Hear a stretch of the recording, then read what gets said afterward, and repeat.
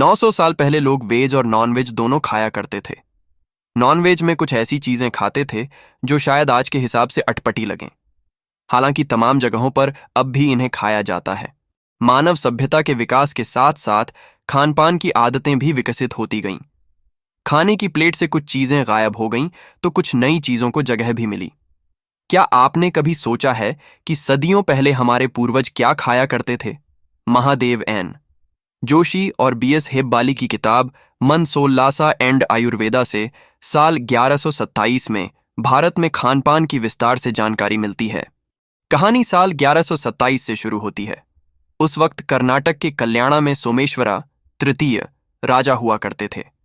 वह साल 1129 तक गद्दी पर रहे। उनका शासनकाल बहुत शांति भरा रहा। सोमेश्वरा तृतीय ने अपने जीवन का ज्यादातर समय उस दौर की जीवन शैली को एनसाइक्लोपीडिया के रूप में तैयार करने में लगाया।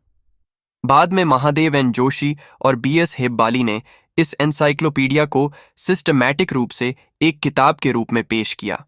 इस किताब में कुल 5 चैप्टर हैं जो अलग अलग विषयों पर आधारित हैं।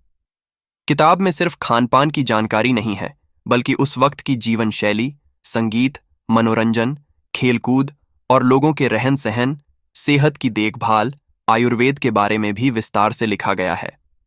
मनसोल्लासा एंड आयुर्वेदा के खानपान वाले चैप्टर में उस वक्त खाई जाने वाली चीजों के बारे में विस्तार से जानकारी दी गई है। तब वेज और नॉन वेज दोनों प्रचलित थे। नॉन वेजिटेरियन क्या खाते थे? नॉन वेज की बात करें तो भुने हुए चूहे, भुने हुए कछुए जैसी चीजें लोग बड़े चाव से खाते थे। किताब में मछलियों की 35 प्रजातियों का जिक्र और उनसे बनने वाली डिशेज के बारे में भी बताया गया है।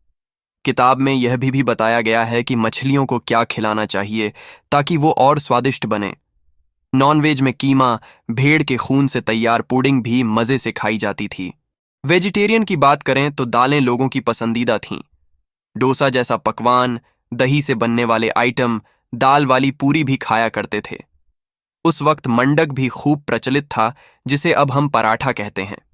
किताब में यह भी बताया गया है कि तब के लोग फल भी खाया करते थे। किताब में कम से कम 40 तरह के फल का जिक्र है। उस वक्त के लोग सलाद भी खाया करते थे। कच्चा आम, करेला, केला जैसी चीजों के ऊपर तिल और काली सरसों की ड्रेसिंग का इस्तेमाल करते थे। उस वक्त खाने के बाद एक ड्रिंक खूब पसंद की जाती थी जिसका नाम था पनाका।